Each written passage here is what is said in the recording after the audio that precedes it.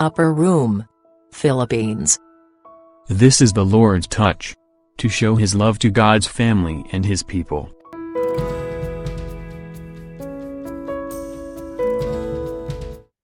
Magandang araw po sa bawat isa. Ako po si Learz Afable ng UR Ermin Garcia. So, ngayon po samahan niyo po akong mag-discuss o ihayag ang topic na kung saan ay close po sa aking puso. So, allow me to share my screen. So, this topic is about pursuing wider education. So, this is actually a call for us to pursue and take advantage of the opportunity to seek learning and education, both in school and in the gospel of the Lord. So, this is just a quick biblical facts where we can anchor our discussion po. And this can be found in the 1 Samuel 2 to 3 that says that the Lord is a God of knowledge. I repeat, the Lord is a God of knowledge. We all know that God, as a God of knowledge, unlike humans, God is not limited in his knowledge. He is an all-knowing God, so that's why we call him omniscient God. And that we all know then that God created us in his own image. If we believe that God is a God of knowledge, and that we believe also that we are created according to his own image, that follows that we as Christians or we as children of God should also manifest that kind of attribute. So it also follows that then that we are Christian of knowledge. We are in agreement that we are Christian of knowledge, and that should be manifested in our lives. And how can that be manifested in our lives is that we keep to educate ourselves, not just about the biblical concepts, but also the concepts that the word may teach us. Good concepts. Ayun po ang aking pong reiterate, good concepts. And further, sinabi ko po kanina, that God is all-knowing God. Can we say further that when we say all-knowing, He knows all. However, we are humans, we are limited. However, we can further that knowledge that we have through furtherance of our education. Let us also remember that God has loaned us a set of talents, and that we should be responsible with the talents that the Lord has provided us. And that further, we can be held accountable on how we use these talents. Further, it also says in the Proverbs 16 verse 16 that how much better it is to get wisdom than gold, and to get understanding rather than to be chosen than silver. This only tells us that wisdom or knowledge that we have is more valuable than the material possessions that we have. So this further leads us to the establishment of these Christian schools in our country because of the importance of knowledge building in our community, and further also the importance or the benefits of having a good foundation of knowledge.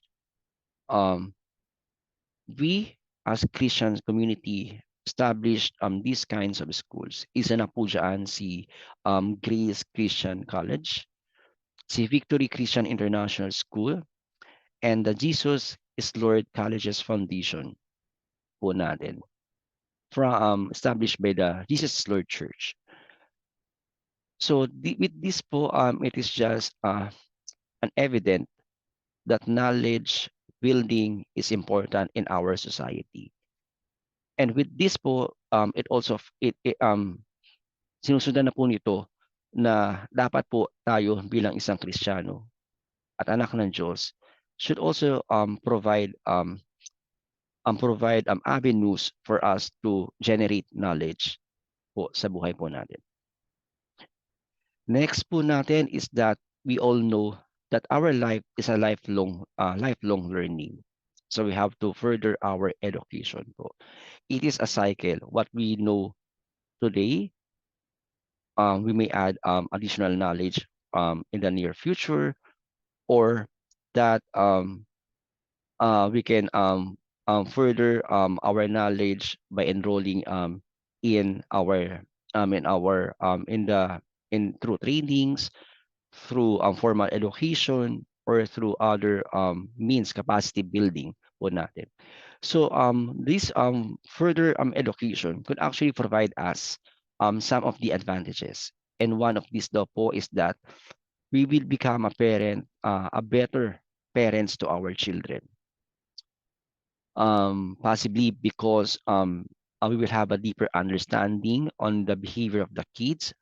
We will have a better understanding of the current issues, and we will provide a better understanding or a deeper understanding on how the changes in our society evolve, and that could actually lead to how the children behave nowadays. And that letter B, we will become a better employees for our employers, possibly because sa company where we where we are working, like for example, you enrolled yourself in a management course or a management program, wherein you learned how to properly or appropriately manage the your teammates, and how you could be able to achieve the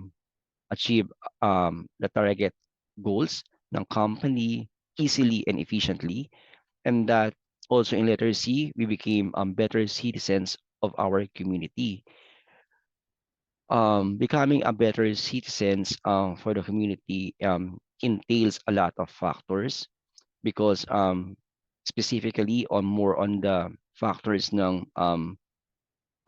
behavior na ating society. And that letter D, better servants to our fellow men and women. And that letter E is that we become a better disciples of Christ.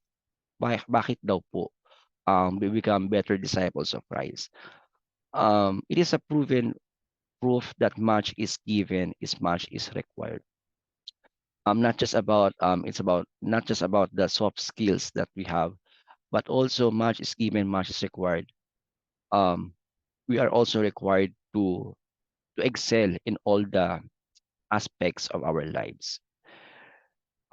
Becoming a better disciples of Christ um, follows that we have to set a standard for us to become effective sa ating pagiging Kristiyano po sa buhay natin.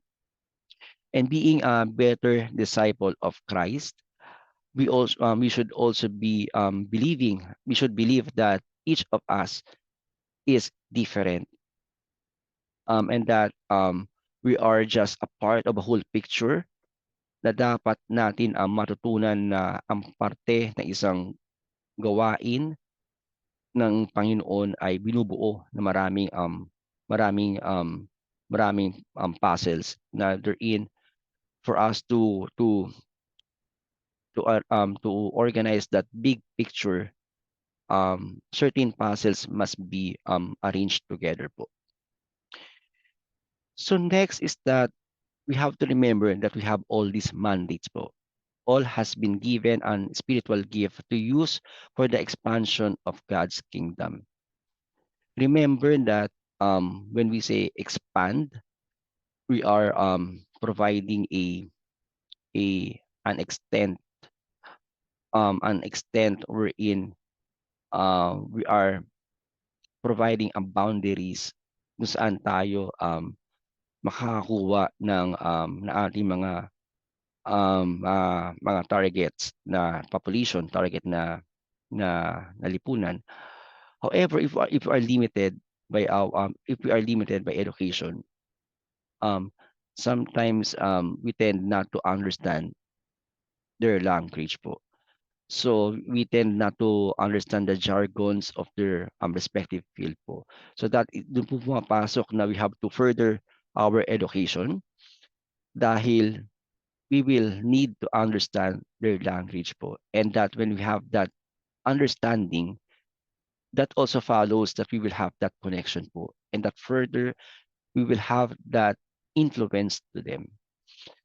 We have to understand that each people are not, each of us are different and that we speak of our own language in our own context. And we have to understand that context of the other person po for us to understand their their sentiments po. And that all has been given a talent or ability to leverage for the glory of God. And we say leverage, it is a higher level of glory of God. Because if we are all achieving a furtherance of, if we are achieving that kind, a level of education wherein nakita ng tao na we are um, efficient, we are excellent, we are doing all of things um, because we love God and we obey God and we are replicating the image of God, that He is a God of knowledge. That also follows na tataas ang tingin ng mga tao to the God who are serving.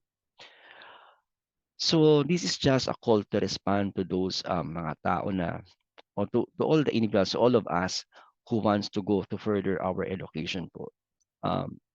Remember that the Lord provides His ways and His means for us to get what we want. Ang Diyos po ay hindi madamot, hindi po siya kailanman maikli ang kanyang kamay sa mga taong willing po na mag-extend na kanilang property, I mean properties, kanilang mga nasakupan o kanilang territories. That's what I'm referring to. When we say territories, di lang po siya physical na territory, but I'm speaking of the territories that the Lord wants us to achieve. Ayun lamang po ang gusto pong iwan sa lahat ng mga nanonood, na mga lahat po ng kapatiran ko sa gawain ng Panginoon.